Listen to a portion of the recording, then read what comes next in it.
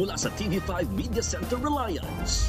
Kasama ang buong pwersa ng News 5. Ito ang Frontline Pilipinas. Malaking sunog sumiklab sa residential area sa Pasig. 5 ang patay, kabilang ang 2 bata. Misis na hindi pinayagang magtrabaho sa Maynila, pinagsasaksak hanggang sa mapatay ng sarili niyang mister. Sa pool sa CCTV, customer na isang fast food restaurant, hinold up habang umu-order. Babaeng nagpapanggap na dentista na assistant kuno ang kanyang mister, bistado ang panloloko. What happened, kuya? Bakit kaya naipit ang lalaking yan sa takip ng imbornal? At eto na nga, ang mutya ng Section E star Rabin Angeles, palaban ng aktingan sa bagong Viva serye.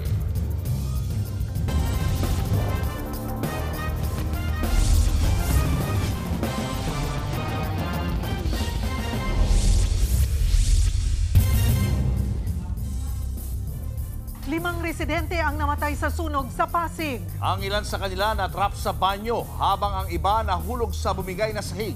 Nasa frontline na balitang yan si Dave Abuel. Binulabog ng nagngangalit na apoy ang mga residente sa Barangay Buting sa Pasig mag-alas 11 kagabi. Ang ilan, sa kagustuhang makalikas agad, wala nang naisalbang gamit. Gaya ni Luz Viminda Pasuhel na bukod sa mga nakatapo, tanging alagang aso at ilang damit lang ang nailabas sa natupok nilang bahay. Nagsisigaw po itong mga apo ko, lola, sabi niya sunog. Hindi po ako naniwala. Sabi ko, hindi. Sabi ko, malayo pa yon, ganun ako. Mama, yung pala po, yung apoy nasa loob na namin.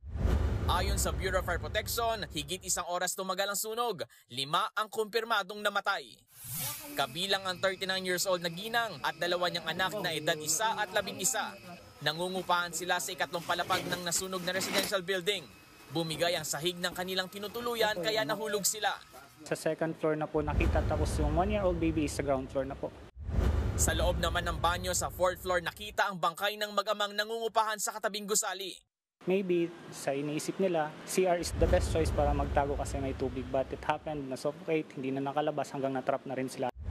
Ayon sa BFP, 5 bahay ang natupok sa sunog.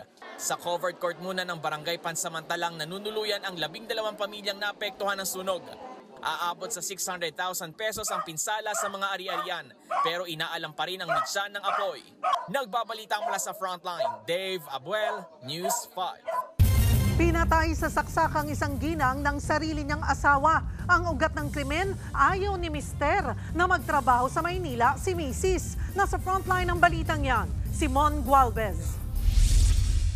Parehong duguan at walang buhay ng datna ng mag-asawang sina Joy at June sa kanilang bahay sa Paranas, Samar. Si Joy, tadtad ng saksak sa iba't ibang bahagi ng katawan. Habang 2 saksak sa dibdib naman ang nakita kay June. Yan ang sinapit ng dalawa nang dahil sa matinding away. Base sa investigasyon, Miyerkules nang magtalo ang mag-asawa. Gusto raw kasi ni Joy na magtrabaho sa Maynila pero ayaw siyang payagan ni June. Hanggang sa kumuha ng bolot kutsilyo si June, saka pinagsasaksak hanggang mamatay ang kanyang misis. Matapos niyan, sinaksak ni June ang kanyang sarili. Isinugod pa ang mag-asawa sa ospital pero idineklarang dead on arrival. Ang bangungot na nangyari sa mag-asawa, lalong bangungot sa naulila nilang 8 anak, kabilang ang bunsong 1 taong gulang pa lang. Nagbabalita mula sa Frontline, Mon Gualvez, News 5. Kalalaya lang sa kulungan pero inaresto ulit ang isang lalaking tulak umano ng droga sa Taytay, Rizal. Habang sa Morong naman may nahulihan ng 1 milyong pisong halaga ng droga. Nasa Frontline na balitang yan si Nina Ong Pauco. Sa kulungan ang bagsak ng 19 anyos na si LSJL na inaresto sa Morong, Rizal. Sangkot umano si JL sa pambubugbog at pananaksak sa 2 lalaki dahil sa iligal na droga. Nasabati mula sa sospek ang mga pakete ng nasa 200 gramo ng hinihinalang shabu at 10 gramo ng kush o high-grade marijuana. Nagkakahalaga ng 1.38 million pesos ang nasabat na droga. The source ng kanilang illegal drugs is from Quezon City and dinidistribute nila dito sa Morong, Teresa, and Cardona. Itinanggi ni JL na kasama siya sa mga nambugbog, pero umamin siya sa pagtutulak ng droga. Online daw ang transaksyon at itinatago sa mga parsela. Totoo po, yung pagbibenta po. Nangailangan lang po, ma'am. Oh, Paano sir yung transaction ng pagbebenta ninyo? Online, kaliwaan? online po. Ano po yung parokyano ninyo sir? Mga pumupunta lang po sa lugar namin, ma'am. Mahaharap ang suspect sa reklamong frustrated homicide. Nabag sa Comprehensive Dangerous Drugs Act, tinutugis na ang siyang kasabwat. Balik kulungan naman ang kalalaya lang na drug suspect sa Taytay, Rizal. Bumalik umano sa iligal na gawain ng suspect dahil may nakilalang supplier habang nakakulong sa New Bilibid Prison. Nakuha sa suspect ang 100 at 7 gramo ng hinihinalang shabu na tinataya nagkakahalaga ng higit 727,000 pesos. Nahulihan din siya ng isang baril na kargado ng 3 bala. Gumagamit po ako dati. Pero Hindi po ako nagbebenta. Mahaharap sa reklamong paglabag sa Comprehensive Dangerous Drugs Act, Comprehensive Law on Firearms and Ammunition at Election Gun Ban. Nagbabalita mula sa Frontline, Nina Ongpauco, News 5. Showbiz, eto na nga! Mga kapatid, eto na nga ang mga umaarangkadang showbiz balita ngayong Huwebes. Kakaibang Robin Angeles ang mapapanood sa bagong Viva series na Seducing Drake Palma. Si Robin, napalaban nga raw ng husto sa aktingan. Nasa frontline ng balitang yan, si News 5 digital producer Von Belinario. Yung boyfriend si Drake Palma. Unbothered, masungit. Ganyan ang vibe ng bagong Robin Angeles sa upcoming Wattpad adaptation na Seducing Drake Palma. Sa ilang mga eksena pa lang daw, napalaban na sa aktingan si Robin. Ngayon lang ako umiyak ng ganun kasakit. Ay, wow. May scene ako na ganun. Ipinakilala na rin ang mga makakasama ni Robin sa bagong Viva series. Kabilang dyan sina Angela Muji, Rafa Victorino, Sarah Jo, G80 member Ethan David, at ang kapatid star na si Dylan Minor. Nakaka-pressure din konti kasi syempre magaling po siya umarte. Talaga? Hindi pa man nagsisimula ang serye, umaapaw na ang chemistry ng dalawa na napansin ng fans sa inilabas na trailer. Si kapatid star Dylan Minor naman, excited na sa kanyang first series sa Viva. Since pinsan ako ni Drake, medyo may konting tension. Eventually nagkagusto ko kay Alice. Ayan na yun, so kaabang-abang yun. Mapapanood na ang Seducing Drake Palma sa June 15 sa Viva 1. Grateful din ang aktor sa mainit na suportang nakukuha ng Ang Mutya ng Section E na napapanood sa primetime premiera ng TV5. Patuloy pa rin po ako nagpapasalamat sa lahat na sumusuporta sa amin. Simula sa Mutya, hindi nyo kami iniwan. Nagbabalita mula sa Frontline, Von Belinario, News 5. Susunod, lalaking nagpanggap na customer ng cafe sa pulsa video ang pasimpleng pagnanakaw ng cellphone. Elepante, minukbang ang mga panindang pagkain sa isang supermarket. Tinulungan daw pero siya pala ang magnanakaw. Perang pambayad sa ospital, tinangay. Abangan ang lahat ng yan sa pagbabalik ng Frontline Pilipinas.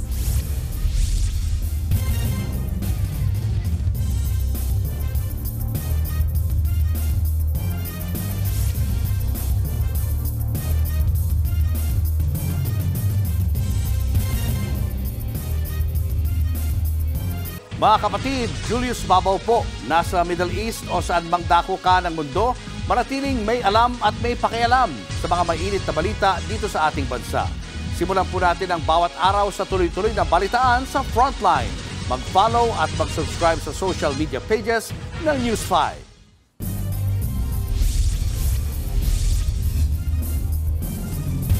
Sa pool sa CCTV ang pasimpleng pagnanakaw sa isang cafe sa Lapu-Lapu City, Cebu.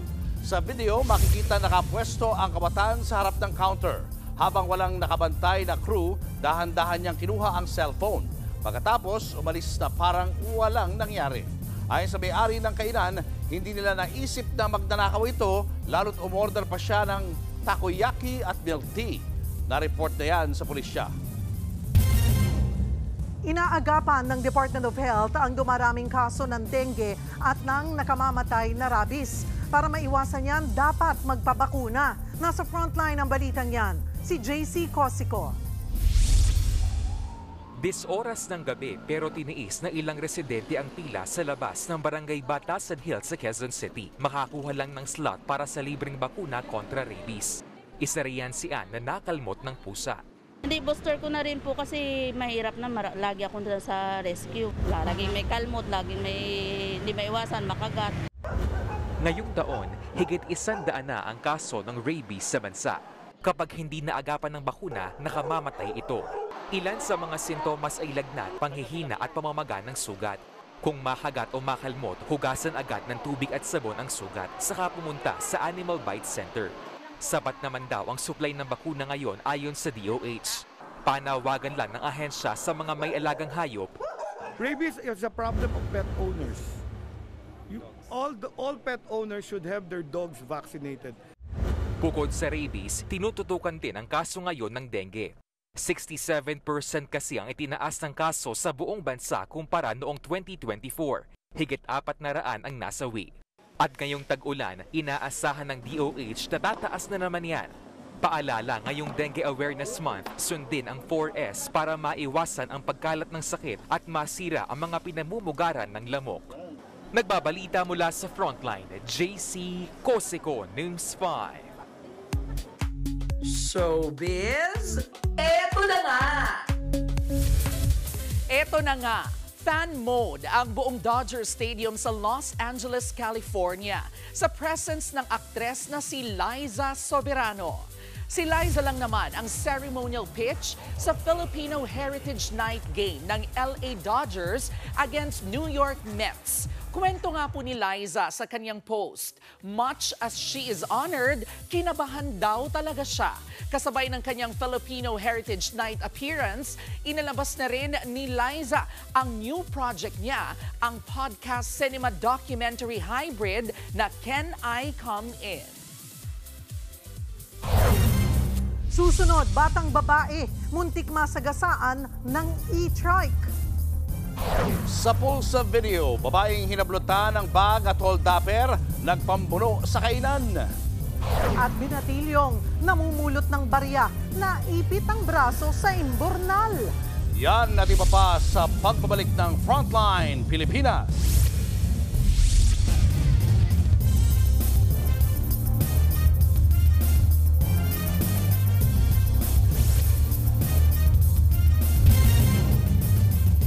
Mga kapatid, Julius Babaw po.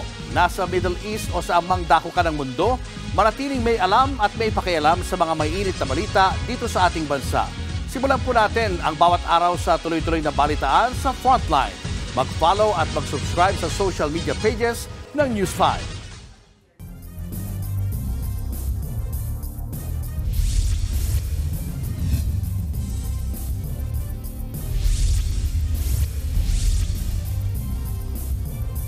Sa Pulsa Video, ang mala superhero na pagsagip ng isang dalagita sa kanyang nakababatang kapatid. Sa video, bigla na lang humarurot ang nakaparadang puting e-trike sa China. Sa bilis niya, nagdire-diretso ito sa loob ng restaurant at muntik pang mabangga ang batang babae. To the rescue agad ang ate ng bata na agad binuhat ang kapatid. Sumalpok naman sa pader ang e-trike. Napag-alamang bagito ang driver ng e-trike. Nangako siyang sasagutin ang gastusin sa mga napinsala. Trespassing ang isang elepanteng pumasok sa isang tindahan sa Thailand.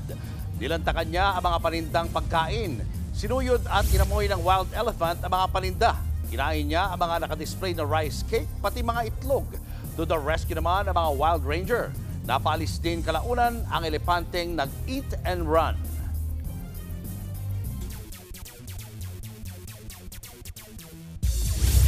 Update muna tayo sa ongoing PBA Philippine Cup. Wagi ang Phoenix Fuel Masters kontra sa Northport Batangpier. Umarangkada ang Phoenix sa fourth quarter para makuha ang 118-107 na panalo. Dagdag problema para sa Northport ang early exit ng star player nilang si Joshua Muzon dahil sa injury. Nanguna si Jason Perkin para sa Fuel Master matapos ang 26 points at 8 rebounds. Napalakas naman ng Rain or Shine Elastopainters ang tsansang maka twice to beat pagpasok ng playoffs. Kasunod yan ng panalo nila kontra Terra Firma Jeep. Pinangunahan ni Jonard Clarito ang Elastopainters with 12 points. Nagretiro na sa paglalaro ng volleyball si Akari Chargers captain Michelle Cab. Sa kanyang post, pinasalamatan ni Michelle ang mga naging bahagi ng kanyang volleyball journey. Dito niya raw nabuo ang kumpiyansa sa sarili at nakakilala ng maraming kaibigan. Parte si Cab ng Chargers team na nag-runner-up sa PBL Reinforced Conference noong 2024. Mananatili pa ring assistant team manager ng Akari si Cab. Susunod, 15 anyos na lalaki sa Cebu City, naipit ang braso sa imburnal. Matarik na Mount Camuning sa Quezon City, pinagigiba na ni Pangulong Bongbong Marcos. At eto na nga, hidwaan nila Totoy at Dwayne sa kapatid action seryeng Totoy Bato, tumitindi. Tutok lang mga kapatid, magbabalik pa ang Frontline Pilipinas.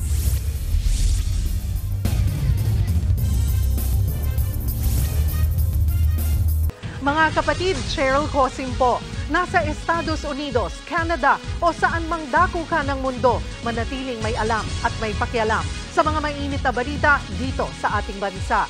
Simulan natin ang bawat araw sa tuloy-tuloy na balitaan sa Frontline. Mag-follow at mag-subscribe sa social media pages ng News 5.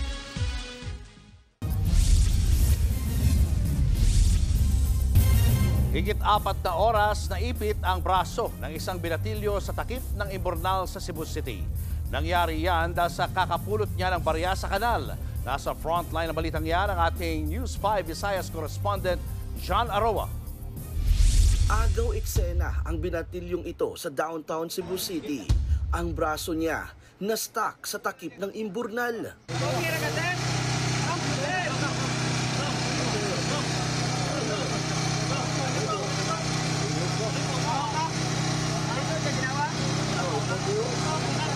Hinang-hina ang 15 anyos na lalaki nang dumating ang mga rescuer.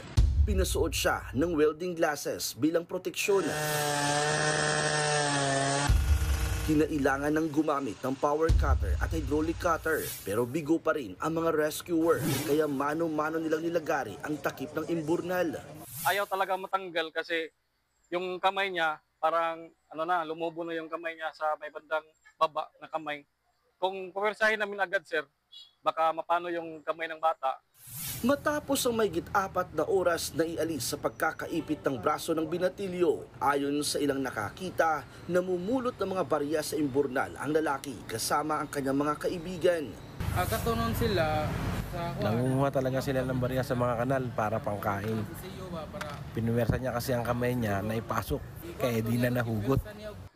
Di ko alam paano na ipasok niya ang kamay niya sa liit ng butas ng takip ng drainage. Nagpapagaling na ang binatilyo sa ospital dahil sa nakuwang sugat at galos. Agad namang tinakpan ng bato ang imburnal para hindi na maulit pa ang insidente. Nagbabalita mula sa Frontline, John Aroa, News 5 Visayas. Sa kulungan mag-honeymoon ang bagong kasal sa Kidapawan City, Cotabato. Ang mag-asawa kasi sangkot sa bogus na dental clinic. Nasa frontline ng balitang yan, si Carrie Cater. Isang lalaki ang nagkunwaring mag-a-avail ng dental package sa bahay na ito sa Kidapawan City, Cotabato. Pinahiga siya ng babaeng nagpakilalang lisensyadong dentista saka sinimulang tingnan ang kanyang ngipin.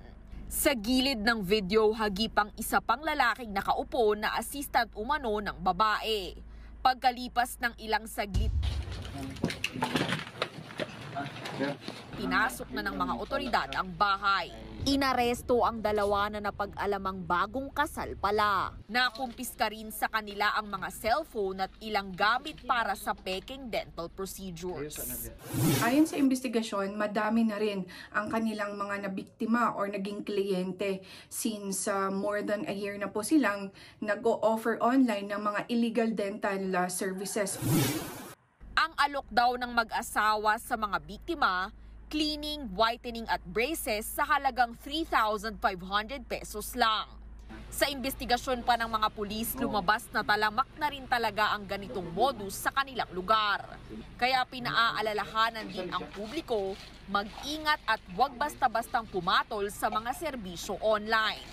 Nahaharap ang mga sospek sa reklamong paglabag sa Philippine Dental Act kaugnay ng Cybercrime Prevention Law. Nagbabalita mula sa Frontline, Karen Gator, News 5. Arestado ang 2 kawatan na pumalo sa ulo at tumangay sa perang pambayad sa ospital ng isang rider sa Pasay. Ang mga suspect nagkunwari pang tumulong sa biktima pero nabisto sila sa CCTV. Nasa frontline ng balitang yan, si Ian Suyu. Kuha ang CCTV footage na ito sa Rojas Boulevard sa Pasay City noong madaling araw ng May 26. Makikita ang isang lalaking naka-t-shirt. Maya-maya, kita ulit siyang may kasama ng nakabisikleta. Ilang minuto na, may tinutulak na ang isa sa kanila na motorsiklo at tuluyan nang nawala. Hindi na nakuna ng ibang eksena pero ang lalaki sa CCTV, holdupper pala. Ayon sa Pasay Police, nagpapahinga lang ang biktimang rider nang bigla siyang paluin sa ulo saka nawalan ng malay. Tinangay ang kanyang motor at cellphone. Sa bahaging ito ng Rojas Boulevard nangyari ang insidente. Bukod sa motorsiklo, kinuha rin ng mga kawatan yung cellphone, pati raw yung pera ng biktima na gagamitin sana bilang pambayad para sa anak niyang may sakit sa ospital. Hindi na nakapagbayad ang ama at ang masakit pa, hindi na niya inabutang buhay ang kanyang anak. Nitong June 3, naaresto ang mga suspect. Ang lalaking nakita sa CCTV, siya rin pala ang nagkunwaring tumulong noon sa biktima. Dati na ring naaresto ang mga suspect dahil naman sa droga at iligal na sugal. Pero depensa nila na pagkamalan lang daw sila. Pag-agat po ko po, nakita ko po yung motor, umaandar na po. Akala ko po yun yung may-ari yung nagpaandar, yung pala hindi pala siya po. Hindi ako yun. Yung time na yun, malis kami dalawa. Mahaharap ang mga suspect sa reklamong perjury, robbery at carnapping. Nagbabalita mula sa Frontline. Ian Suyu, News 5. Nagpambuno sa loob ng restaurant ang isang babae at isang holdupper sa Malabon. Pati ang gwardya walang nagawa. Nasa frontline ng balitang yan, si Gary De Leon. Nakasilip mula sa pinto ng isang fast food restaurant sa Barangay Longos, Malabon ang lalaking ito nang masapul sa CCTV. Ilan saglit pa, pumasok na siya at nilapitan ang isang babaeng umu-order. Tinutukan niya ito ng patalim at hinold up. Pilit na inagaw ng suspect ang sling bag ng babae. Hindi naman ito binitiwan ng biktima kaya nagpambuno sila hanggang sa umabot sa pinto ng kainan. Tiningnan lang ng CQ ng restaurant ang dalawa. Wala siyang ginawa. Noong time na yon, hindi niya alam na nagkakagulo na siguro. Nung binuksan niya para matignan niya at para malaman niya kung anong nangyayari, dumiretso na rin lumabas tong suspect natin. Tuluyan nang naagaw ng kawatan ng bag at tumakas sakay ng jeep papuntang Caloocan. Sa puntong yan, tila na himasmasan na ang CQ at humingi ng tulong sa mga pulis. Nahabol at inaresto ng mga pulis ang holdupper na umamin naman sa kanyang krimen. Katwiran niya doon, sir, sa pangangailangan niya, sir, sa pera. Nabawi mula sa kanya ang sling bag at laman nitong 10,000 pesos na cash. Nakumpiska rin ang patalim na ginamit sa pang-hold up. Sinampanan na reklamong robbery hold up ang suspect. Nagbabalita mula sa Frontline, Gary De Leon, News 5. Sa ibang balita, pinagigiba ni Pangulong Bongbong Marcos ang matarik na Kamuning Footbridge sa Quezon City. Ililipat daw ito malapit sa EDSA Busway. Nasa Frontline ng balitang yan, si Gerard de la Peña. Masayang-masaya ang mga hiker na yan nang maabot ang summit. Pahirapan ang naging pag-akyat nila at kumpleto pa ng gear. We're climbing up the east face of Mount Kamuning. Ang inakyat nila, ang Mount Kamuning, na sinubukan ko ring akyatin. Nandito ako ngayon sa tuktok ng pinakamatarik na footbridge sa Metro Manila, ang Nia South Road Scout Borromeo Footbridge o mas kilala bilang Mount Kamuning. 9 na metro ang taas ito, para kang umakyat ng 4 hanggang 5 palapag na gusali. Nakakahinga lang Mount Kamuning, lalo na para sa mga senior. Hindi pwede sa mga mahihina ang tuhod. Pero ang hirap talaga, sir, kasi ang sakit sa tuhod. Nakadalawang pahinga po ako. Napansin din ni Pangulong Bongbong Marcos ang mataas na footbridge nang sumakay sila sa MRT noong linggo. Ang kanyang utos ngayon, gibain ang Mount Kamuning. Ang plano ng DOTR, ilipat ang footbridge malapit sa Kamuning bus stop ng EDSA Busway. Mapapagaan niya ng paglalakad ng mga pasahero ng busway. Pero mapapalayo naman yung mga sumasakay ng bus pa Fairview. Nasa paanan lang kasi ng Mount Kamuning ang sakayan nito. Para sa akin po, ito po yung pinakamas madali. Kasi dyan lang po yung baba ng bus ko. Lagi po ako bumabas sa may terminal ng bus, mas malapit siya sa akin.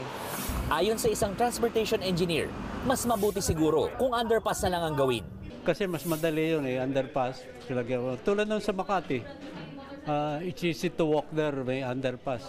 First, ask where are the people coming from. Tanungin mo from the viewpoint of tao. Hindi yung gusto ko mag-footbridge yan para may mapakitang, as if doing something. Aabutin daw ng 6 hanggang 8 buwan bago mapagawa ang bagong footbridge. Nagbabalita mula sa Frontline, Gerard de la Peña, News 5.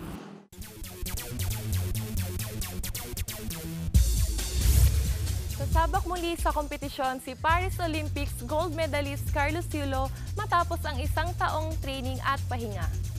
Lalaban si Kaloy sa Senior Men's Artistic Gymnastics Asian Championship sa South Korea. Kasama niya ang ilan pang top Pinoy gymnast. Nakapag-uwi si Kaloy ng 4 na gold medal sa nakarang edisyon ng torneo. Nangibabaw siya sa all-around floor exercise, vault at parallel bars. Yan muna ang latest sa Frontline ng Sports. Ako po si Jackie Acuña. Game 1 na bukas ng NBA Finals para himayin ang mga numero. May nagbabalik, hindi lang siya pang-eleksyon, pang-sports pa. Walang iba kundi ang Chief Data Analyst ng News 5 na si Edson Guido. Edson, ano ang dapat naming malaman sa ating touchscreen? Salamat, Cheryl. Mga kapatid, ito na ang pinakahihintay nating NBA Finals. Oklahoma City Thunder versus Indiana Pacers. Sino ang liamado? Sino ang dehado? Tingnan natin ang mga numero. Makikita natin sa stats na depensa talaga ang naging susi para sa OKC ngayong playoffs. Number 1 sa opponent field goal percentage, sa steals or agaw, sa fast break points, sa opponent turnovers at sa points off turnovers. Napakalinaw na kada mali ng kalaban ay automatic na fast break counter-attack ang katapat ng OKC. Napakatindi ng depensa. Nasa OKC din ang home court advantage kung saan meron silang 8-1 win-loss record ngayong playoffs. Sa 8 panalong ito, ang average margin of victory ay 28 points. Tambak kung tambak. Pero wag nating maliitin ang Indiana. Kung shooting ang usapan, ang Pacers ang pinakaasintado sa playoffs.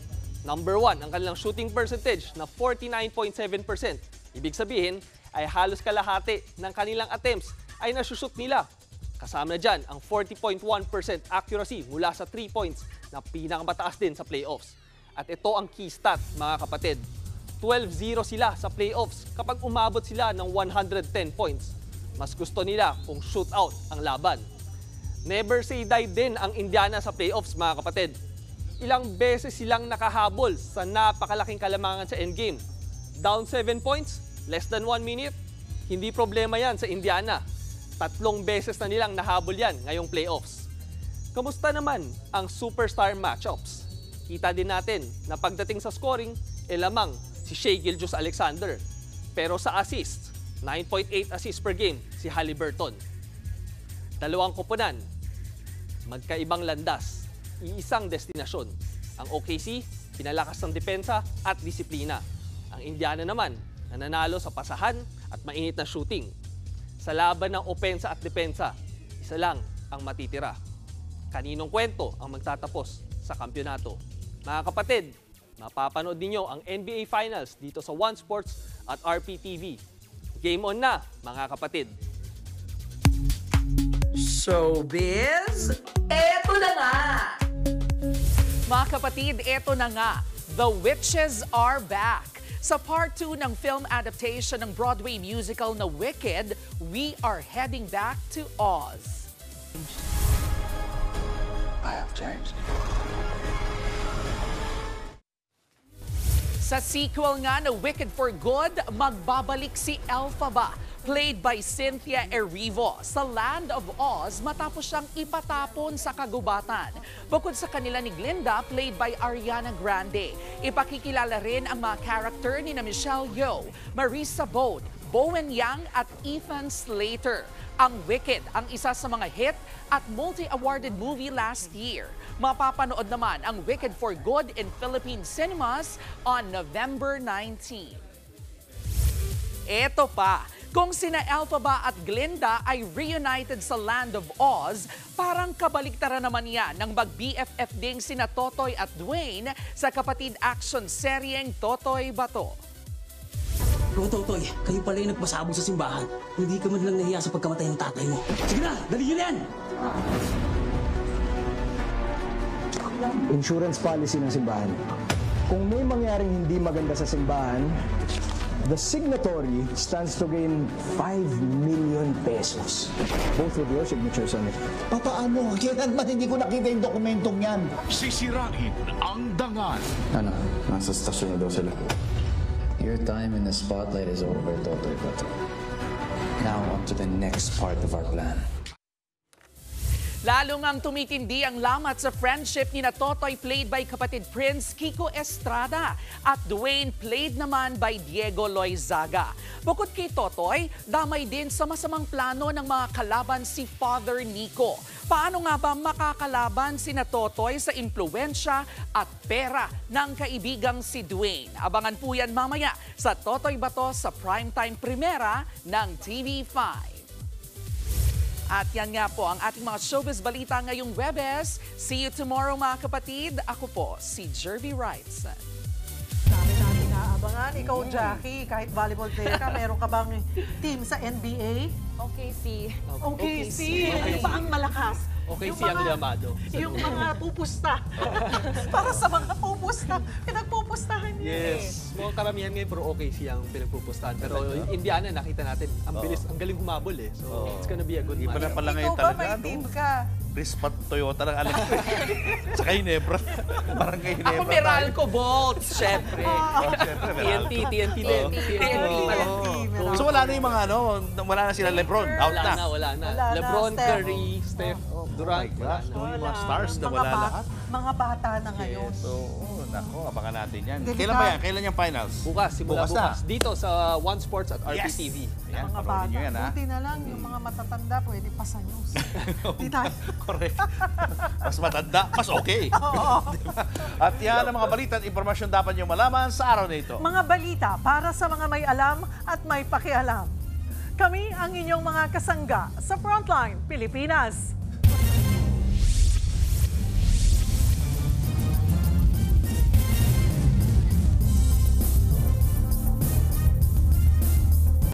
Mga kapatid, Cheryl Cosing po. Nasa Estados Unidos, Canada o saan man dako ka ng mundo, manatiling may alam at may pakialam sa mga maiinit na balita dito sa ating bansa. Simulan natin ang bawat araw sa tuloy-tuloy na balitaan sa Frontline. Mag-follow at mag-subscribe sa social media pages ng News 5.